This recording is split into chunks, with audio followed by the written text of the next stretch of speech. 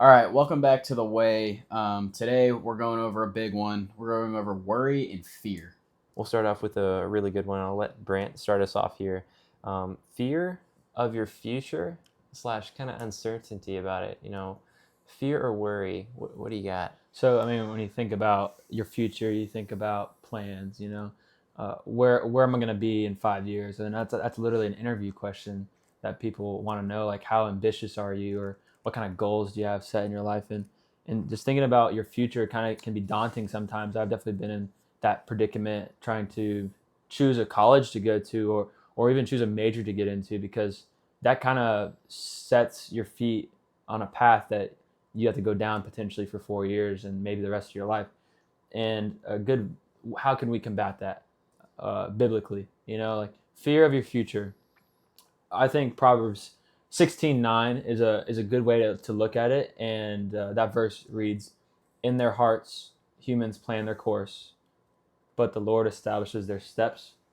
Mm-hmm. And basically, we can plan out our life. It's not saying that God is going to have us on a little puppet strings just leading us, and we have no say over our life. I think that's a common misconception with Christianity. It says we can plan out our lives, but to do it humbly before the Lord and acknowledge that He's the good author and the finalizer of our lives. Yeah, there was this NBA player. I forget his name. He played in the league for maybe a year or two, and he realized God was calling him to ministry.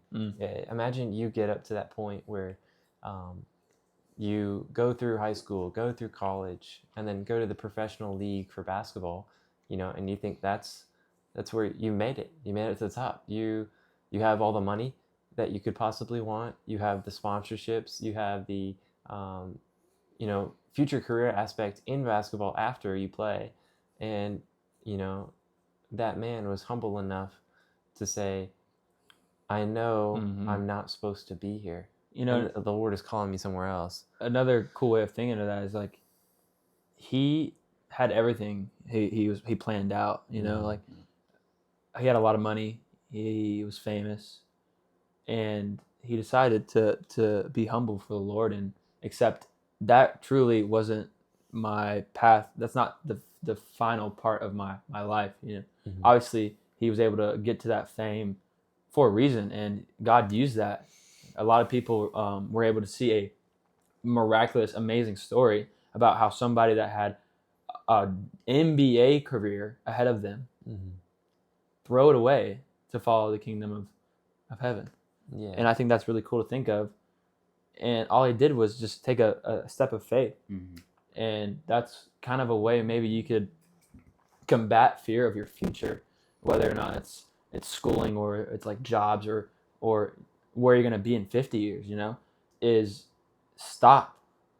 Take a breath, relax. Yeah. Just listen to what God has in store for you. And even if you can't hear him, you still take that step of faith. And I think that definitely might lead you on the right track to canceling out that worry that you might have for your future. And you never know what God has in store for you. Especially, I mean, Ephesians 3:20 sum it up in my words. Basically, whatever you think your life is going to go down or what your life is going to amount to, God can do immeasurably more. And you can't even wrap your head around it. And I think that's amazing to think about. Yeah. You go to Jeremiah 29:11. God saw the Israelites. He saw them in their rebellion and their brokenness, and he still wanted to have a future for them. So imagine us today knowing that he did this all that long time ago, and he still followed through. And it says, if you read Jeremiah 29, he told them it was going to take 70 years. And that could cause some worry. But I think that's an issue for us to look at our hearts and test ourselves and see if we truly trust God and know who he is, and would we be able to wait that long? You know, 70 years is long, My but goodness. eternity is longer. Yeah. So- oh my goodness, that's true. I mean, they could have. I imagine most of them, because I remember reading, didn't want to wait that long. They were actually told by a false prophet that it would come a lot sooner. Mhm. And the reason that was so is because that prophet wanted to gain authority. Yeah. He wanted to be known by good and not by 70 years. Yeah. I'd rather hear from somebody that says I'm going to be blessed now than 70 years later. Yeah. And that's not what we need in this world. We don't need people that want to be heard just because they have good things to say, even they probably false. Yeah. And I love that you brought up Jeremiah 29:11, especially the waiting, because a lot of people read that verse and be like,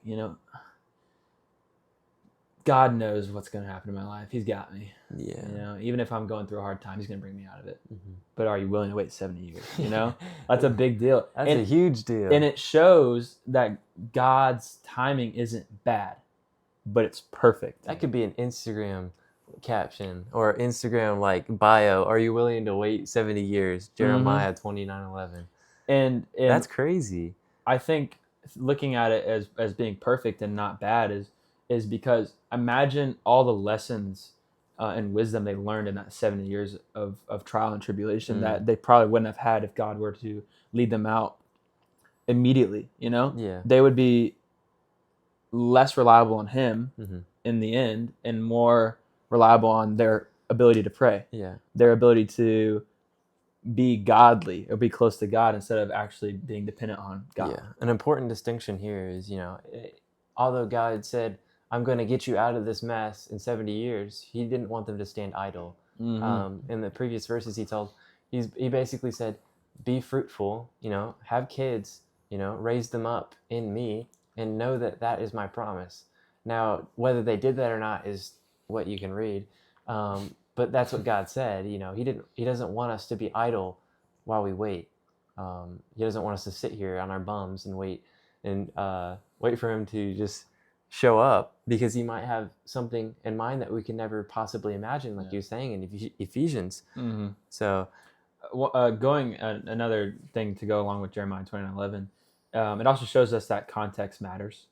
Especially nowadays, there's so many different things being thrown at you online, biblically. People trying to gain clout.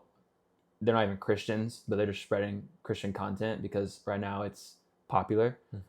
I definitely would recommend doing your own research on things that you see online, especially because I didn't honestly know about this 70-year wait the very first time I heard Jeremiah 29:11, and it does change your perspective, really does. And I do recommend looking into the context of verses you see nowadays. Well, we'll go ahead and read it. For I know the plans that I have for you, declares the Lord, plans for welfare and not for evil, to give you a future and a hope. So face value, Looks really happy, Yeah. isn't it? Oh, God wants to make me prosper, not harm yeah, me. it's like, oh yeah, easy. Lottery ticket here, lottery ticket there. Never gonna have a trial in my life, and then Smooth sailing. exactly, and then you get to the later part in your life, and you're like, I am in a horrible place. Where's this verse? Then they start to lose sight of who God really is, because He didn't promise that you were not going to be smooth sailing, like you said. He wanted us to remain in Him because the world has fallen, and so He has that way out, and He knows the exact perfect plan for us, even when it doesn't look like it.